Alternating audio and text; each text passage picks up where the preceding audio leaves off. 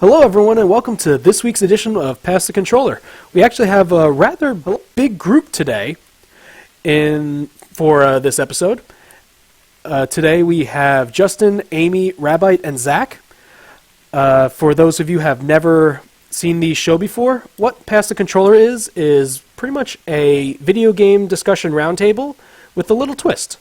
For each of the panelists, I will essentially give them an overarching topic. They will explain their thoughts on it within 2 or 3 minutes of time each, and I will be awarding points according to how well they're able to present their arguments.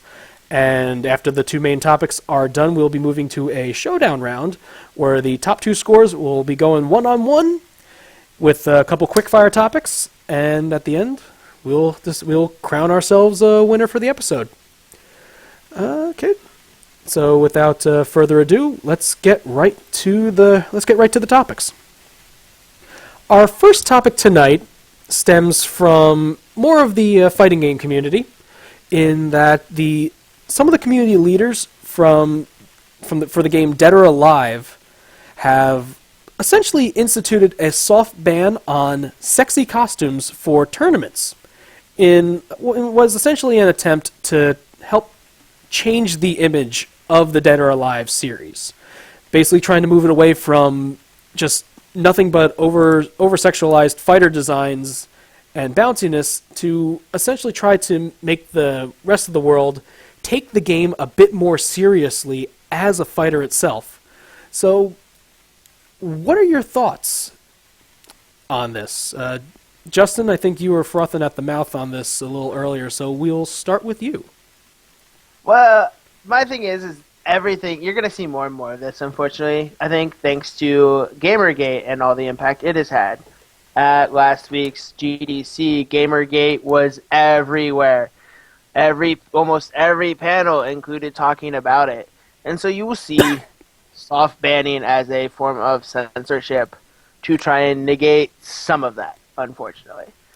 Do I think it's right? No, I think it's wrong. I think it alienates a group of people who want to dress up as these characters that they grew up loving and who they emulate with. It's the same thing with cosplay of any form. And it's something people need to accept as is and not try and censor. Okay. All right. Amy? I don't think it has anything to do with Gamergate. And my question in this whole thing is, why are we punishing the fans? Like, I don't really care about the sexy costumes. If they want Dead or Alive to be taken seriously, maybe they should reconsider designing their costumes in their games. But me, personally, as a whole, I really don't care. I think people should be able to cosplay however they want. It's a choice. So long as the sexiness isn't being pushed down my throat and I can have my choice between a bikini girl that has sexy costumes and powers to, like, a complete badass with guns and pants and things like that, I will probably lean to that. But I want a choice. Give me a choice. That's perfectly fine. And leave it to them. Let them choose what they want to do. But if they want to cosplay in sexy costumes, go ahead. But if they want to be taken as a serious fighting game, that's up to the developers to make themselves more serious, not the community. Okay. All right. Rabbite, your thoughts on this? I think it's kind of just a joke to me because there's so much back and forth on this. The developer of the game intentionally created the characters that way to stand out, but now years later they're trying to cover it up. But I don't necessarily think it's him, because this is the same guy who also said that no more of the games will come to Steam if modders get a hand on it and start adding their own flavorful touch to the game. It's just there's too much back and forth. They want it to be more like if they want the game to be taken seriously, it's already taken pretty seriously amongst its fans. I don't think they need to try to reach out to hit these. I forget what the group is called, but the sports gamers, more or less. Okay. I don't think taking away sexy outfits is going to do it, because the breast physics are still there regardless. The the rest of what makes the characters themselves is still there. Their, sexual whines when they get thrown to the ground is still there. No, costumes or not, it's still going to be those characters, and people are still going to go, oh, wait, isn't that one that was in that beach volleyball Pong game? So it's going to be there regardless if they try to do it or not, so. Okay. All right. All right, and Zach? Well, I have the new tournament standard rules here, and looking at it, the costume ban list is immense. There are maybe 2 characters that only have 1 costume banned. The rest of them have anywhere from 3 to 10 costumes banned. That not only significantly reduces the amount of options for players to, express themselves, to choose a costume of a character that they like, that can represent them. There's a lot of esports gamers that they have a calling card. They'll use a character a specific way with a specific costume, much like how a football player will have a little victory dance that they do when they score a touchdown. And this applies mostly to offline tournaments. The official announcement here reads that it will never go away from the community, so they take it seriously and start a costume ban at offline tournaments to focus people more on the gameplay aspect of the game. Now, if this isn't even going to be a major part of any online tournament or broadcasted tournament, this censorship doesn't really apply. You're not broadcasting this if it's an offline-only tournament. This is something that people aren't going to sit and ogle and then complain that their kids are seeing at home on a television. You'll always find parents that are going to do that no matter what. You'll find everybody will complain about everything. And even the stupid aspect of something like this. Mm-hmm. And it's not something about cosplay, and it's not something about the tournament. They just want to ban the sexy costumes. But why aren't any men costumes being banned? That is true. Justin, what are your thoughts on that one? It's always all right. So as much as I hate the whole sexism in gaming discussion, there is a huge double standard in that we rally for more normal-looking women while we don't complain that we still have hunky guys who look like they belong in a J. Crew modeling ad. It's true. There's that disconnect, and that is one of my huge issues with sexism in general, is that I want that whole aspect to change. Where if you're if you're gonna ban sexy costumes for girls, do the same for guys, because you don't want to see the mankini? No, as a bi male, I don't really care. But if you're going to do one, you got to do both. Okay. Or, like I said, for me, just let the people express themselves. It's a culture in which we're all used to it. This is ridiculous. But it's not fair. And it's never been fair. And it continues to be an unfair precedent. Okay. All right. Amy, any response to the points mentioned? I have no problem having sexy guys at these things. I have no qualms about this kind of equality. I would prefer the opposite of just banning all sexy girls. Why can't we have sexy girls and sexy guys? I, as a straight female, would appreciate sexy guys at cons. I would appreciate it and endorse it 100%. So whoever's listening, come on, let's get it on here. Bring on my sexy guys. I'm all for it. Okay. All right, Rabbite? Anything? Right, so, no, just more or less the kind of same things that's already been said. There's plenty of guy characters in those games, too, including Ryu, from Ninja Gaiden. Awesome character. And there's plenty of shirtless guys in there, too. Are they going to ban those shirtless guys? Because, it's the same kind of thing. They're still showing skin. That's true. And so, that's true. If parents are going to get nervous about just the girls, why don't they have any daughters at home that they don't think their daughter should be staring at, these guys? That's true. But in either case, it's just It's, equality is not really being used the proper way. That word is kind of thrown around. It's like the inconceivable thing from Princess Bride. They keep using that word, but they don't really know what it means. Okay. They definitely give you a point for that. And all right, Zach, finish off the topic. Well, one of the examples of these banned costumes and not banned costumes. There's a character who has a costume that is reminiscent of Morrigan from Darksiders. It is a Stalkers. pink... Darkstalkers. Darkstalker, sorry. Darksiders is a different game. Well, I'm focused on this game. It is a pink and purple and black bikini outfit made of bat wings with a bat tail. Okay. It only covers the nips and the crotch. There is a male character with a similar costume made up of chains, leather pants, leather straps, and wings. His entire chest is exposed. Well, you got something for Justin to now ship. Tight pants, crotch bulge, Who wears short exposed shorts? chest. That is true. There's... But also, I want to mention, the ones who are really instituting this are more the community leaders rather than the developer themselves. So Yes, it's the community leaders of the tournament. Mm-hmm. It's seems to be general rules that they encourage for most offline tournaments to use. Okay. But it directly impacts the players, That's the true. people who are involved wanting to do these tournaments, people who want to watch these yeah. tournaments, people who want to participate. So basically, it's stopping them from choosing the costumes rather than the fighters themselves. Yes. So it's all aesthetic, but it's still it's not it's more just unneeded than aesthetic, anything though. else. Then, right? I don't think it's purely aesthetic though, because the way like Josh I think mentioned how it's a identity for some hardcore tournament people. It's really a form of censorship to me. Okay. Like it's not just an aesthetic issue. All right. Well, that is all the time that we have for this topic right now. So after round 1, Justin, you are currently at 5 points. Amy, you are also at 5.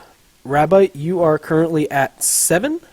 And Zach, you are also at 7. Very nice. Very nice, guys. All right. Let's move on to the next topic, which actually is I'm pretty excited about. There has been a recent announcement that there is a new Rock Band coming out.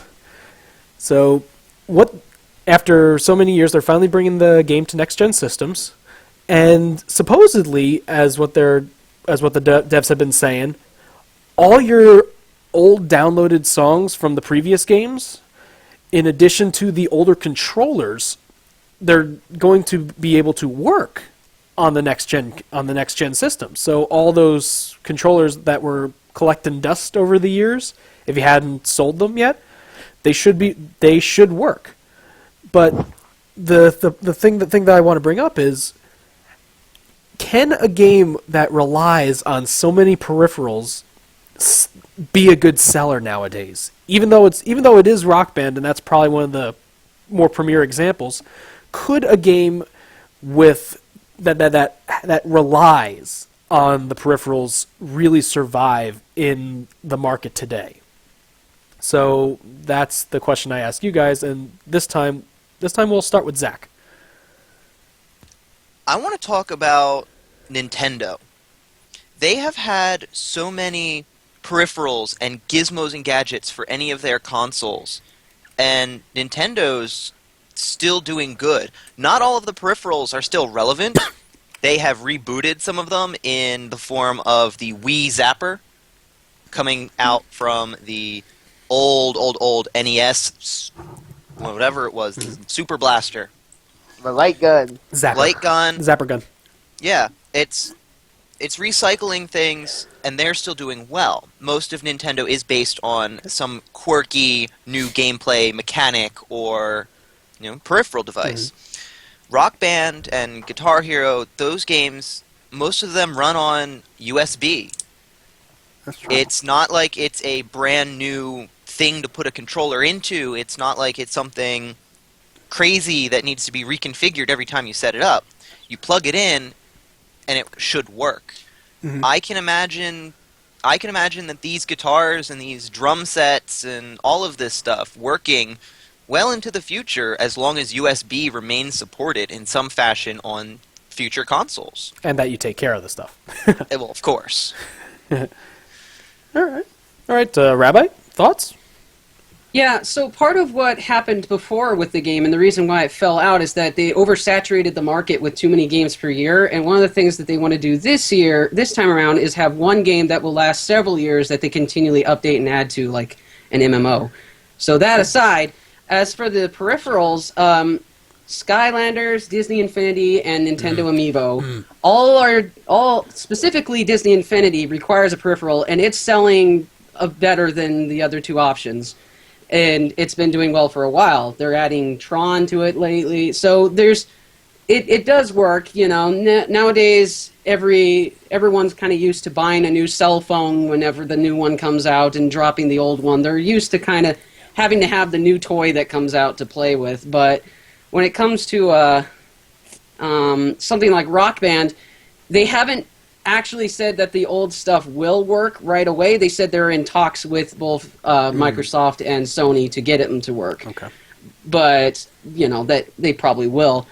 It would be nice if their newer peripherals, I mean, if they operated on a USB that supported both devices, I mean, obviously that would be even nicer. It's not likely, but it would be nicer. But, I mean, it is a newer day and age, so it's possible. But bringing all the old DLC back will be helpful. Bringing Definitely. All it's hopefully they can just reach a brand new market this way, because people do like music. They like being able to play music. Rocksmith has done really well so far, and they said they don't want to try to do pro instruments this time around because Rocksmith kind of has that cornered. So they're sticking back to just the good old-fashioned 5-button guitar and 4 pad drums. Hopefully they'll do pro, though. I preferred pro myself. Well, I actually have the pro guitar. Same here, yeah. The one that Fender released. So I have that one. But it's like, why would they announce that if they weren't at least very close to a deal with them? That's what I'm wondering. But all right, Amy, you're up. They made points on peripherals, and yeah, it could easily survive. But one thing I'm concerned about is Rock Band came out like 8-10 years ago. It's been a while. Yeah, like it's been a long while, and they haven't really made a game in quite a while. Rock Band 3 came out about 4 or 5 years ago, I think, right? Something about that, but one of my concerns is in that 4 or 5 year gap, everything's changed, especially in music. Like, if you're going to, people are really cutting down on music, how, like, where it's distributed. Like, if someone wanted to do Rock Band and put it on YouTube, how many of those songs will not get caught up, like in the copyright stream, like things like that. And another concern of mine is, will the game sell? I mean, yeah, it will sell, but how long will it last to keep making money for more DLC to be bought? It's been a couple years. Interest, it's still definitely strong, because I can see Rabbite playing it. Oh God, I can see him playing it. But others, is it still strong enough to survive in the market to keep on those promises? I'm a little leery, but then again, I never played the game. I tried it once. I sucked hardcore at it, so my information on it's a little low, so that's kind of like, I can agree, but I'm not sure if it will succeed as well as it did in the past. I think its time is over. It can still make money, but Okay. All right, Justin? Oh, I completely disagree with Amy on the whole viability of the title. Go to a convention, Rock Band is still there. Every one of them. It is still a big aspect. Music games, still growing. You see more of them released on platforms like Steam every year. See them constantly being released on phone, on mobile versions. So this whole music genre thing is exploding. Partially, and then you look at Rocksmith, Rabbit or Zach mentioned, I forget which, that is huge. Like, that got onto Steam and exploded with generated content and everything. To the whole rights thing on YouTube, that's going to get caught up in everything that's on YouTube and Twitch streams now. This is a complicated issue we talked about in the last free play. It is a very complex issue, unfortunately. But yeah, and now as to the peripherals, I think that there's a waning market for them. Like, if they were to release them and not old ones not work, it would hurt the title. But the whole, all your downloaded songs, you'll be there, like, that's a huge bonus because people have them. People have been creating content for years, and they want that. They're going to want to keep that. And the peripherals, no one wants, like, gaming's a tight market now, money-wise, like, it seems that way. And so not having to go out and buy a new guitar, drum set, everything, that's going to be a draw to the title, too. But one thing that I'm also that I believe you guys touched on but never really got into is oh great, I just lost the track of my own topic. Great. But it's like, oh yeah, I remember. You guys mentioned, like, there are games that have other peripherals out there, like the amiibos, like Skylanders, like Disney Infinity, blah blah blah, and Nintendo and whatnot. One thing I wanted to mention was a lot of those items work for multiple games. Like, the amiibos are compatible with, say, like Smash Brothers, with Mario Kart, Captain Toad, eventually Mario Party, and all the other games that are going to be coming out. Like, it's cross game use. It has, like, cross game usefulness, rather than, say, like Rock Band, where the guitar will only work for that. It makes me wonder, like, can like single game compatibility survive? Or do they need to, like, branch out again? I think the issue with that you bring up with Nintendo, it's easy when it's all in-house. Like, if you, someone mentioned Skylanders, the Microsoft Skylanders only work with Microsoft. They do not work with Nintendo, and vice versa. You have to buy specific system peripherals still. And Rock Band, when it comes to Skylanders, all you need is the platform. you need a little portal like thing. the figurines work across all the games. Well, you just yeah. need the specific platform for it. Yeah, but I mean, you need the platform, but that's how it is. I mean, unfortunately, peripherals from system to system, you're always going to get that kind of gray area, especially considering how uptight and anal Microsoft is about the peripherals. They are the son of a bitch.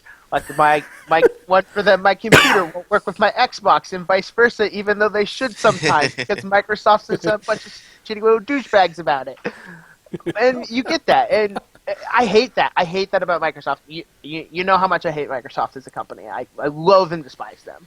They are one of the worst people, but like, so you get that. You're gonna, unfortunately, like, single player peripherals, they're not gonna go away. I think the biggest thing will be, like, Rock Band, if it continues going on peripheral wise, is incorporating touchscreen stuff instead of buttons. Because you think about, like, the music genre is most alive, game-wise, on mobile things with touchscreens and how interactive and quick responding they are. And I think that'll be a big part of it, is upgrading the electronical aspects of the peripherals. Okay.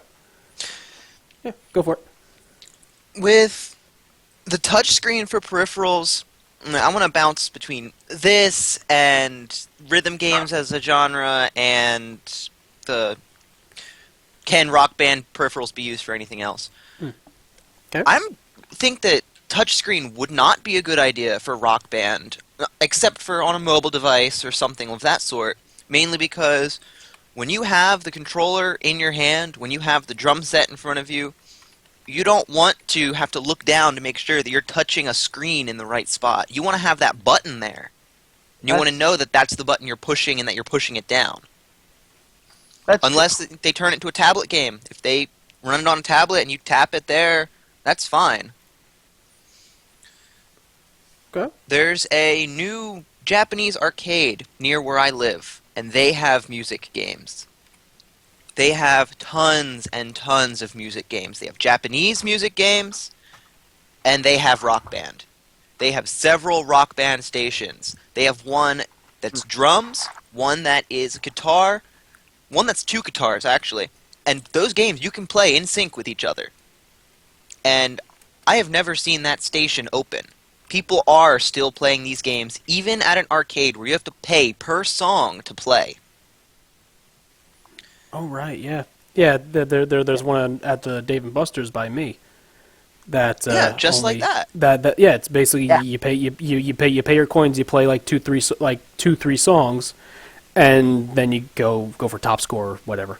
Yeah, But if you're good and you but succeed so on the so- song, you go to the next one. If you fail, you're done. Okay.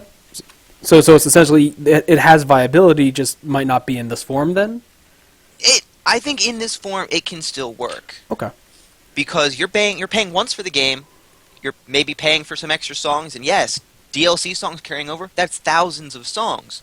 You still have to worry about licensing issues, of course, but this is the company that makes the game paying for this license to use. And if they want to keep their players, they're going to keep paying those licenses if there's people still paying their games. Okay. All Well, right. music And- licensing is interesting. It's a one-time fee that you pay for Yeah. songs. Like in a certain, it's region specific, but like you'll pay the North American license, the European license, whatever. So it's not like you're paying for individual songs. So it's really not that much on the corporate end. And then the very last thing that I just wanted to mention, more jokingly than anything else, Okay. there is someone on YouTube who has done a playthrough of Dark Souls with a Guitar Hero controller. Ooh, right, I've seen that. Oh yeah, yeah. And he is Serious? amazing at it. Yes, yes. He tilts the controller Oh, to got turn it. left and right. He uses the, I don't know, the flicker thing in the middle that's supposed to be the strings. Whammy, yeah. Yeah, The whammy to bar. move back and forth. Whammy bar. And he hits the buttons to swing his sword, to dodge, and to cast his spells. Nice. I need to see this now. Like, So I gotta- yeah, it's more of a fun, joking thing than anything else. I mean, it's not meant to be used, but these controllers can still work as normal controllers. All right. You just need to be creative about it. Yeah, this is true. This is true. You get to see all those fun videos. All right. Any final thoughts on this topic, Amy or Rabbite? I have a few. Mostly, I just first off, I looked up. There was actually I forgot all about Rock Band Blitz, which came out in 2012, and that was sort of a controller-based one where you kind of glided around a path and had to play certain instruments for a while and power them all up so they'd all play at the same time. It was kind of like the PSP games. But anyway, yeah, I kind of agree. They're going to have sort of a hurdle because YouTube is being used for everything, even though it's being cracked down on. It's being used as sort of promotional, and they'll have a harder hurdle trying to use it as a promotional tool for this, so they'll have to come up with new creative ways. But I think this has a better chance of surviving than something like, say, DDR, making a huge return.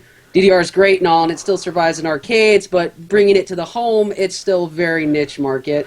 There are no more DDR machines around me. It makes me really sad. It's all pump it up, and Yeah.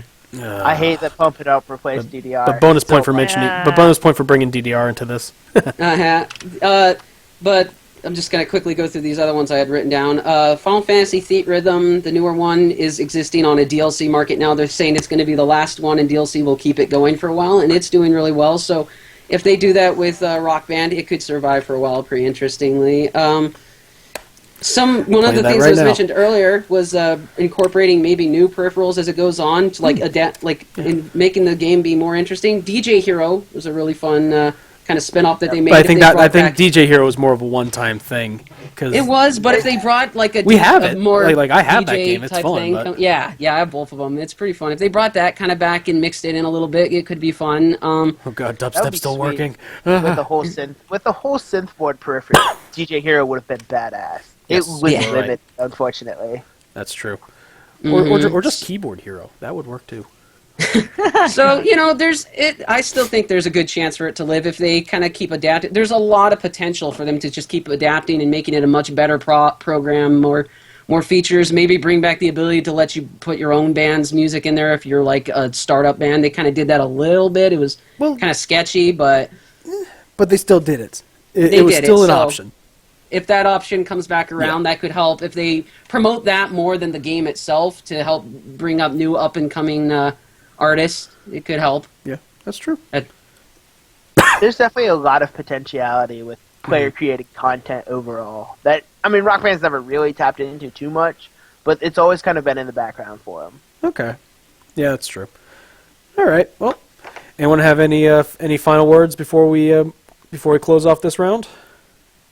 I've learned that I don't know diddly squat about Guitar Hero because I've never played it. But I guess from all their points, I guess I could see it surviving. It could. I think the big issue would be the copyright thing. And it's also going to be harder, especially since recently there was a court case that ruled in favor of that. I don't know. I didn't pay too much attention. That singer of Blurred Lines. Oh, yeah, Farrell. Robin Thicke, yeah. Robin Yeah, Thicke and they- Pharrell, or yeah, however he pronounces was his name. sued of copying over another song, and the judge ruled in favor of the defendant. So that is opening a door with music. So it might be, some things. I don't know. I don't know anything with the music Still, and the that's- Guitar so Hero. that's true. But it's a thing to look into. But you know what? This is not my kind of topic. I don't know much. I'm trying my best, but You're fine. it's all good. All right. I just want to really, really, really quickly throw in that I kind of hope that it does do well because we have way too much crappy rap and pop music on the top charts now. It'd be nice to bring back Oh some my rock God. again. That's a bonus. That's a bonus. Oh my point god, right there. yes. Please. I would love for it to create wider spread music again and to introduce a wider audience. And to be honest, something I didn't even think about is think about how child play and how they work. Like Rock Band being successful so that they can use that to help these developmentally, socially challenged people adjust more. Because being in a band, playing music as a musician myself, dude, you will break down social barriers quicker than shit. You'll have fights, you'll have knockdown, drag out fights, and go drinking right afterwards. Music is a great thing for that. And so to even think of something like that, how this game coming back could open up that kind of possibilities and stuff. All right. Well, I guess we'll end the topic on that one. There's a lot of points given out this round, so let's tally things up. Justin, in this round, you pulled out 11. Woo! Amy, you pulled out 6. Rabbite, you got 3, 6, 9, 12. You got 14 on that one. Your second time around, you pulled out a whole bunch of things. And Zach, on this one, you got 3. You got 9 on this one. All right. So let's tally up the scores a bit. After the second round, Justin, you are currently sitting at 16. Amy, you are sitting at 11. Rabbite, you are at 21. And Zach, you are also at 16. So let's do a tiebreaker between Justin and Zach to go into the showdown. Since you guys both have a tie on here, let me just scratch out that. Nah, screw it, I forgot the... I tried. No, that's fine. You did fine. So, all right. In that case, let me think. In that case, who is the best character from the Dead or Alive series in the new one, in your opinion? Justin, you go first. Dude, I don't play Dead or Alive. Ooh. I've never played Dead or Alive. I as a fighter, I go for KOF, Guilty Gear, Street Fighter. I mean, Don't got any favorites from it? Dude, no, I don't. The boob physics was always weird to me, and Just say Ryu. Go Ninja Gaiden. That's true, Ryu Ninja Gaiden. I can get on board with that. Okay. It's really, it's just a game that I've never liked. Just the aesthetics of it never appealed to me, and the mechanics weren't up there with other fighters, I felt. Okay. All right, Zach, your choice? I'm in a similar boat to him. I have never played Dead or Alive. I have seen some games. I'm not big into fighting games. They don't hold a lot of my interest. I mean, I have Soul Calibur 2 sitting here on my shelf. That is the only fighting game that I have played. Okay. That's Ooh. sad. I love fighters. That's a good game. Yes, it is. I love SoCal too, but I love fighting games, and there's so much like better indie stuff. Like to me, like one of the best fighters to play right now is to log in the Skullgirls and play it just from an artistic standpoint. So why would I want to go from something like this, which is artistic and wonderful and has inky thing and uses the whole versatile combat, to go into DOA and just be like, yeah, boob physics, woo! Well, no, I think they're going to implement a ban in tournaments on a bunch of costumes that will reveal boobs, so they'll just cover that up for you. That's true. I won't have to look at those anymore. Yeah, those boobs, they ruin everything. It's not even that. It's just I don't know. I would. There's just so many better fighters than DOA, and I get why it's got its audience, and that's fair to it and fair to its players, but. Why would I want to waste my time on the inferior fighter? Just like that, a fraction of the audience leaves. No, actually no. Justin, I'm out of here. Yeah. It's just like a couple rounds ago. Both of you freaking avoided the question. So it's basically between Ryu or someone with Soul Calibur on their shelf. You guys make my job Ryu way was too fed hard. from one of the other players. Yes, so. I know. That's true, because I didn't realize he was in there, because I don't play. Well, if it helps, I have a Soul Calibur 2 for the GameCube, which means that the bonus character is Link. That is, As long as you don't main him because he was cheap as hell. dude, I that is mean, true. Link also. Well, it looks like I'm out. Oh, I main Link. But one of the viewers that's watching says Justin advances. So congratulations, Justin, you advance. Yay! Next viewer! Woo! Alrighty. Well then. All right. Now that we have our two finalists for the showdown round right now, let's give a quick reminder of how the showdown works. What it is a best of 3 topics round, and I basically give the same question to both our finalists here, and they give their answer as best they can within 60 seconds each. So without further ado, let's get going. And it seems that let's get back into the fighting game thing. The first showdown topic, Mortal Kombat X. There have been lots of announcements about it over the past couple weeks. So tell me, in your opinion, which announcement that they made was the most impressive? And for a bonus, do you guys think it's being overhyped? All right, Rabbite, you are in the lead, so you get to answer first. Oh, goody. All right. Well, I was going to go with Jason Voorhees, but, I just don't think so because they already had Freddy in the last game, so it was no biggie. What are they going to have in the next game? They're going to have, Ash, hopefully. Actually, I would like that. Ash from Evil Dead would be awesome. Anyway, Brutality's returning was my favorite thing because Brutality's sort of like an old knockback to the classic games and the games that I grew up on, and it's nice to just say, instead of finishing you off at the end of the round, I'm going to just beat the living shit out of you right now. Okay. All right, Justin? The fatalities coming back was pretty big, but for me, it's the pervasive online play, where with the factions, while I think they're not doing enough about it because they're not going to the rewards are kind of but the fact that it's there, that is a step towards fighters getting more into consistent, pervasive online worlds.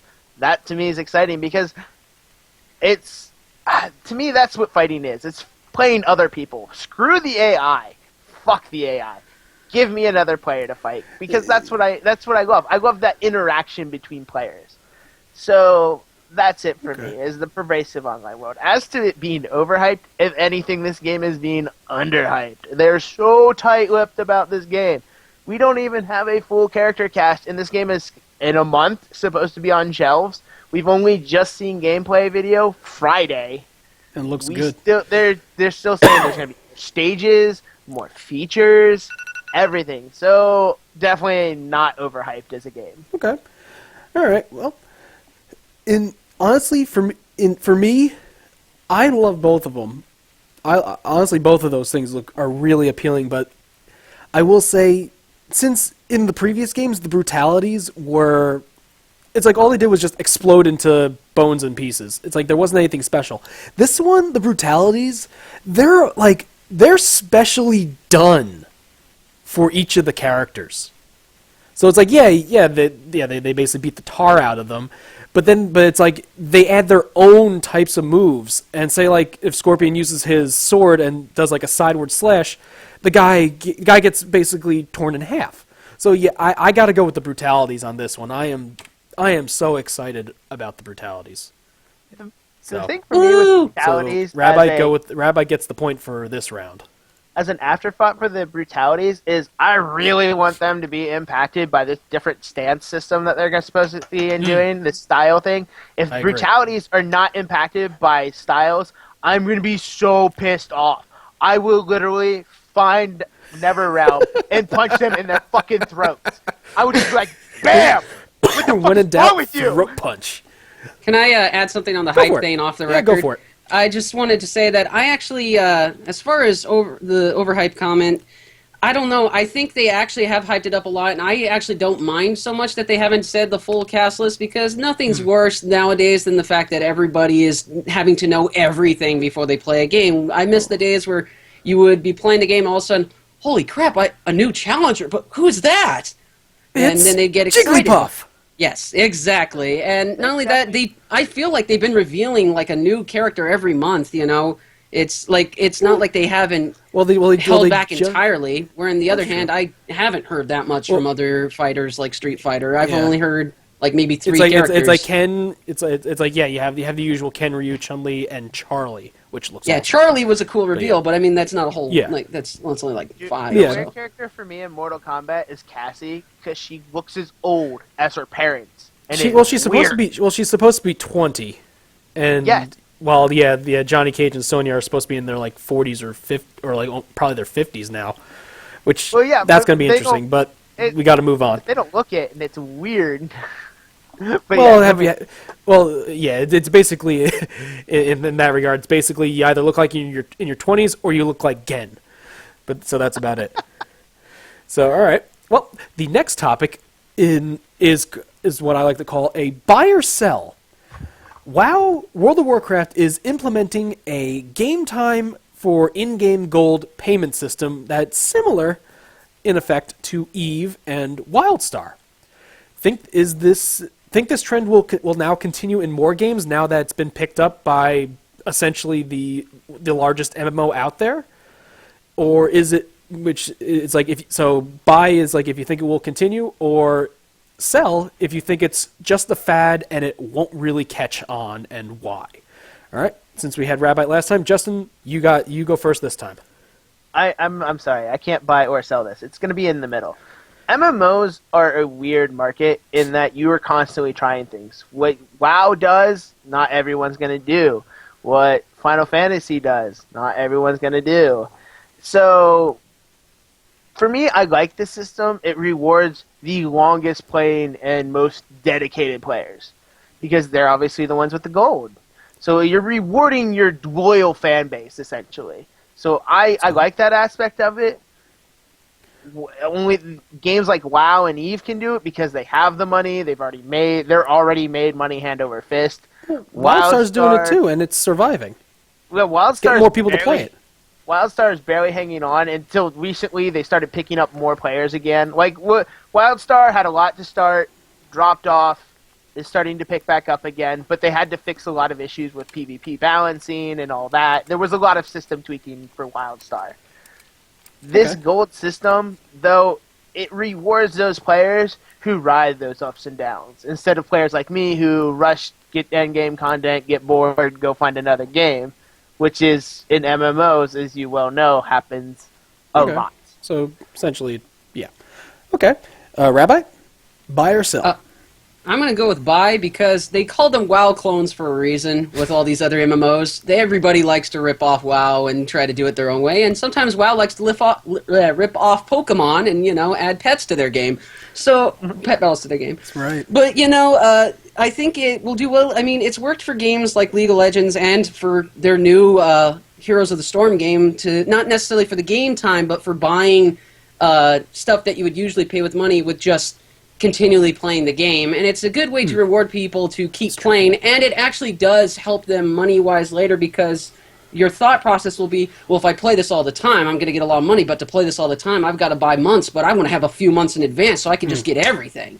It's true. Okay. All right. Well, for this topic, both of you guys made some really good points, but Rabbite had a good point on this one. Now that WoW's picked it up, it's probably going to be a bit more. I have a feeling that it is going to be a bit more common because of it. I disagree completely. WoW is not the influence people think it is anymore. We think it is because WoW is the name, but the whole WoW clone thing does not. I am an MMO gamer. I play 3 or 4 new ones when they come out. Like, I am always in the free-to-plays, the indie MMOs, the big MMOs. The term WoW clone, not prevalent anymore. Not in the genre itself. That is not how it works. So I disagree. What WoW does, WoW now copies more what other people do. The WoW is the last on the train, not the first. Ooh.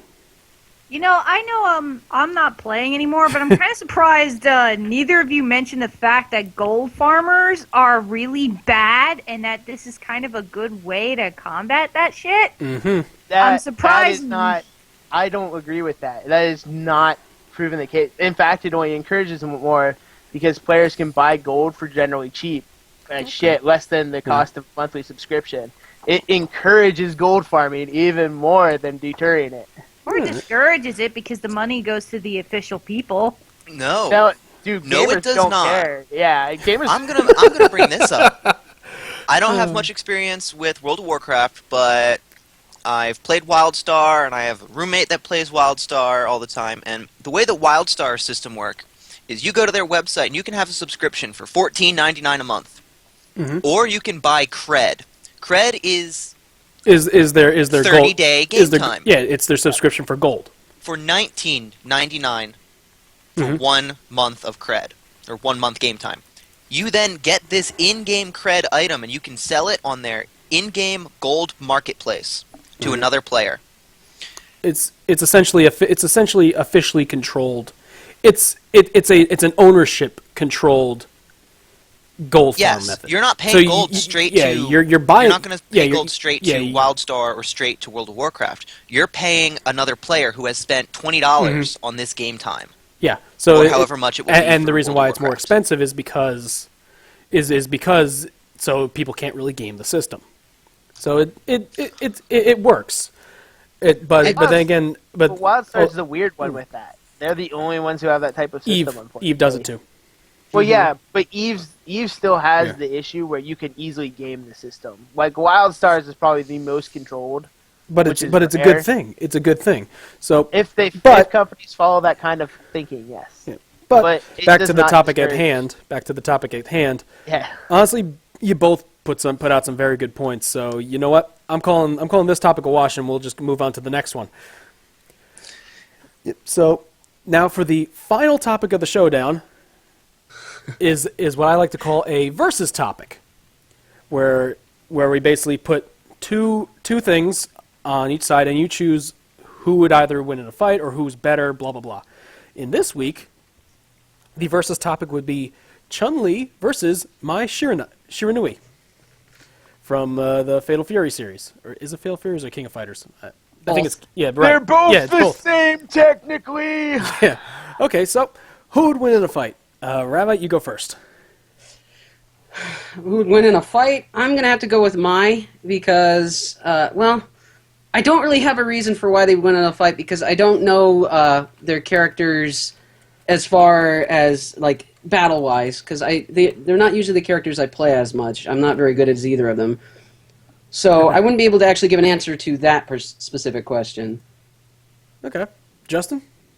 I think Chun-Li, she has a more aggressive combat style in general. And then old school Chun-Li, like in the old games, 20 times the bitch that Mai was. 20 times the bitch. Like you see the old, like you see those YouTube videos of the old like arcade Street Fighter characters knocking down real people on stage, and half the time it's Chun-Li doing something, and she's laughing and pointing because she was a bitch. It's just how she rolled. She was like, "Ha ha, fuck you." Whereas Mai was more silly, lighthearted, fun character. So I think Chun-Li would just like wipe the floor with Mai. She'd just be like, "Bitch, slap Mai down." Like I like Mai. I love Mai's character. Don't get me wrong. But I think in a fight, Chun-Li would just she's tougher. She's more aggressive by far of the two. Okay, well, can't really argue with that one. Justin, you get the point for that round, which leaves us in another tiebreaker. I'm the king of ties. Yeah, you are. All right, in that case, which one of these characters would be better in an RPG? That Go for it. I'm going to go with Mai. Mai has a much better backstory in the case that she actually, like, it's been a while since I've done it, so I'm not going to get everything right. So I'll just say that she, generally, I know about how she wears the clothes she does the things she does to help deceive the others, but she's actually a really decent person underneath, wherein Chun-Li has just been the big-thighed cop throughout the whole series. And they don't really, in the recent game, they definitely didn't do a whole lot more with her, other than just hang on to that. And, for the case of a RPG, it's just there's a lot more to work with Mai than a cop character. You have somebody who you could give her like a do the typical troubled past. Yeah, she's dressing kind of provocative, but maybe there's something more to it. Maybe there's something more to her. There's more to gain from something like that than writing about someone like Chun-Li. But then I'm kind of biased that way. All right, Justin, can you counter? I'm going to go Chun-Li, but I'm going to go beyond the games, into the comic, manga, and movies. Mai's personality is pretty junk tier in a lot of her movies, unfortunately. They show her as a ditzy, over-sexualized person. Whereas Chun-Li, you get the past with her father. In the movies like Street Fighter Alpha, where she was really a super developed character. That's probably the most developed she's ever been. You learn about her past.